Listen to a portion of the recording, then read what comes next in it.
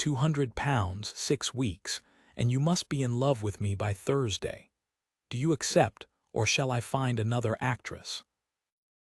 Everard Cade, 3rd Duke of Nunwell, had rehearsed that sentence in the carriage, and it sounded, delivered aloud in the draughty green room of the Alcester Theatre at 11:30 at night, considerably worse than it had in his head. The young woman opposite him finished wiping the paint from her cheekbone before she answered. She was still half in the costume of a shepherdess, a dreadful thing of paste-buckled satin, and there was a candle burning at her elbow in a bottle, and she looked at him in the glass rather than turning round. "No," said Susanna Locke. "I beg your pardon. You may find another actress." She set down the cloth. "There are 4 in this building who would take your £200 and cheat you of half the performance. I am not one of them, and the reason I am not is that you have not told me what it is for, and I do not put my name to a part before I have read the play." Everard stood in the middle of the green room with his hat in his hand, and discovered that he was, absurdly, relieved. "Very well," he said. "May I sit down?" "There is a chair with 3 legs and a hamper. The hamper is safer." He sat on the hamper, a Duke of 1830 in a coat that had cost more than the theatre's annual rent, and told her the truth, because he had run out of anything else. "My mother is dying. 6 weeks, perhaps 8, her physician will not be pressed. She has one fixed grief, and it is not her own death. She is quite composed about that. It is that I am unmarried at 1830 and shall be alone. She has said so every day for 2 years, and every day I have told her that I am perfectly content, and every day she has looked at me and known that I was lying." He turned his hat over in his hands. "3 weeks ago she was very low, and I could not bear it, and I told her there was somebody. I invented her on the spot, and my mother sat up in bed for the first time in a month and began to plan a dinner." There was a silence. "And now she wishes to meet her," said Susanna. "On Thursday. So you came to a theatre." "I came to a theatre," Everard said, "because every woman of my own rank whom I might have asked to do this would have wanted paying in a currency I am not prepared to spend, and because I saw you play a duchess in April, and you did it better than any actual duchess I have ever met." For the first time, she turned round on the stool and looked at him directly. She had a plain, mobile, intelligent face, and eyes that were doing arithmetic. "Your Grace, if I do this, your mother dies believing a lie." "Yes. Have you considered that she might rather have the truth and her son?" Everard was quiet for a moment. Nobody had asked him that. His cousin Ferrand, who knew, had thought the scheme a great joke. His secretary had thought it imprudent. Nobody at all had thought of his mother as a woman who might prefer something. "I have considered it," he said slowly, "and I concluded that I am a coward, and that I would rather she had 6 happy weeks bought with a falsehood than 6 honest ones watching me be lonely. I am aware that is not a noble answer." "No," said Susanna Locke, "but it is a true one which is rarer." She stood and gathered up the dreadful satin, and Everard rose too. "Here are my terms, and they are not negotiable, and if you dislike them, you may keep your £200. First, my name is my own. I will not be Miss Locke of somewhere. If your mother asks me who my people are, I shall tell her that my father was a scene painter and my mother sang, and that I have been on the stage since I was 15. I will not volunteer it in a drawing-room full of your relations, because that is your business to manage. But I will not lie to a dying woman's face about who I am. Not for £200 and not for 2,000. Second, I will not be touched beyond what is proper in a public room. A hand, an arm, that is all, and it will be my hand offered, not taken. Third, at the end of it, whatever has happened, I go back to this building, and this bottle and this stool, and you do not come here again to be kind to me. I have seen what happens to girls who are visited kindly by great men. There is no version of it that ends with the girl still in the company. Everard Cade looked at her in the guttering light, and felt something turn over in his chest that he could not at that moment name, and would spend a long time afterwards refusing to. "Agreed," he said, "all three. Then I shall want the play."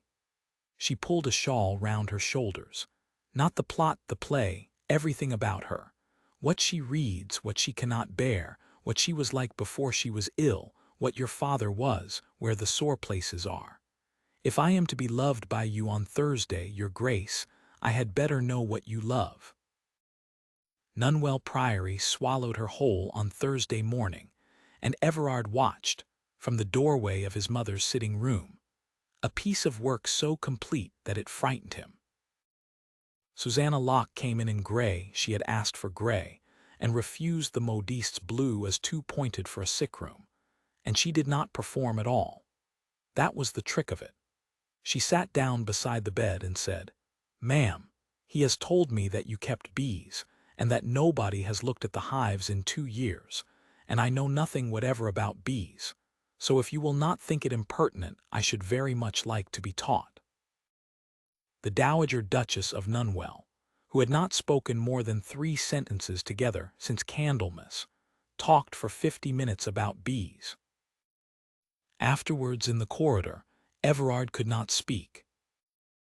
"You are quite pale," said Susanna. She laughed. "Yes. She has not laughed since my father died." He put his hand flat against the wainscot. "How did you know about the bees? I never told you about the bees." "You told me she had a straw hat with a veil hanging in the still-room passage, that nobody was permitted to move," Susanna said. "Everything is in the things nobody is permitted to move.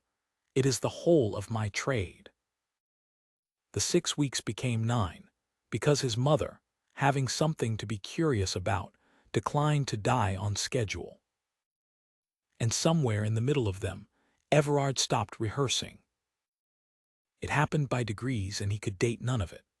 There was the evening she read to his mother and put the book down and said the author was a fool, and his mother said, "Keep going, he is wrong," and Everard, standing at the window, laughed out loud for no reason at all. There was the morning he came down and found her in the still-room with the straw hat and the veil on and gauntlets to the elbow, having got the hives opened at last with the second gardener, quite unafraid, with a smudge of wax on her wrist. There was the afternoon she asked him about his father, not the Duke, the father, and he told her a thing he had told nobody, which was that at 14 he had been beaten for crying at his spaniel's death, and had not cried since, at anything, including the funeral. Susanna had not said "poor boy." She had said, "That is a great deal of weather to be carrying about inside a man," and then had let it alone, which was the kindest thing anybody had ever done with it. By the 7th week, he was going to bed at night with the doors of his own house sounding wrong, and by the 8th he had understood the trouble and had begun, in the manner of his kind, to be extremely formal about it. His cousin Farrand, who had come for a fortnight and stayed for 5 weeks in the hope of amusement, put his finger on it at dinner on a Tuesday. "You've done it, Nunwell.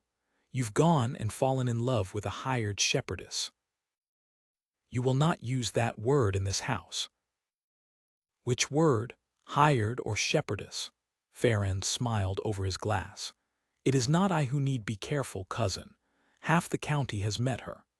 Lady Brimscombe asked me on Sunday who Miss Locke's people were, and I said I had no notion, and she said, in that case she would find out, and she will. And when she does, and it is a scene painter and a theatre in Thurlow, they will not blame you at all. Dukes are permitted almost anything. They will simply take that girl apart in a drawing-room and make her hold the pieces." He set the glass down. "You have amused yourself, and it has been charming, and now be a man and end it before somebody else ends it for her. Everard did not sleep. In the morning, he went to his mother's room and found that the thing he had been dreading for 9 weeks had already happened without him. "Sit down, Everard," said the Dowager Duchess. "I know."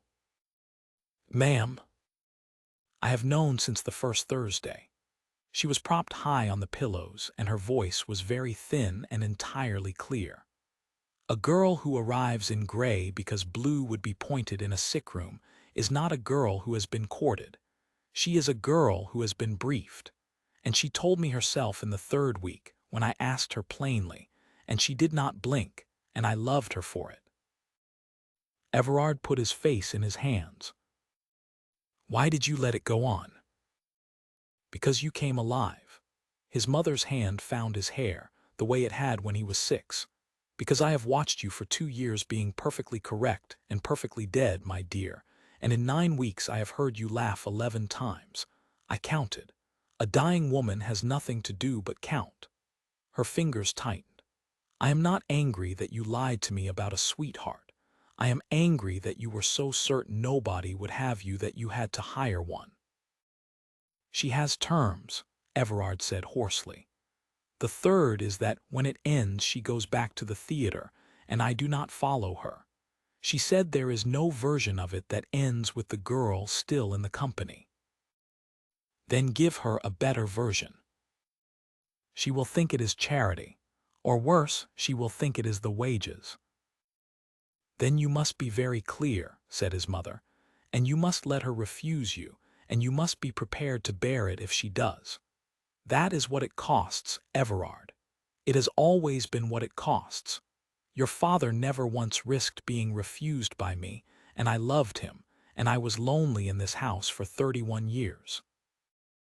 Lady Brimscombe's assembly was on the Friday, and Everard knew what it was for before the carriage stopped, because his cousin had told him, and because he had lived among these people all his life. They let it run through 2 dances. Then Lady Brimscombe came across the floor with 3 matrons behind her, and the room turned, and she said, in the pleasant carrying voice of a woman doing a public service, "Miss Locke, what a very pretty gown. Tell me, is it true that we are indebted to the Alcester Theatre for you? A friend writes that there is a Susanna Locke on their bills, a shepherdess, I think, in satin." Everard felt Susanna's hand go rigid on his sleeve. It did not withdraw. It did not tremble. "It is quite true, ma'am," she said. "I have played the shepherdess 41 times. The satin is very bad and the buckles are paste, and I am glad you have heard of it, because I should not like to be thought ashamed of my own trade." The silence that followed was the sort that has a floor to it. And Everard Cade, 3rd Duke of Nunwell, who had not wept since he was 14, and had never in his life risked anything at all, stepped forward into the middle of Lady Brimscombe's ballroom. "Since we are exchanging intelligence," he said, "I shall add to it.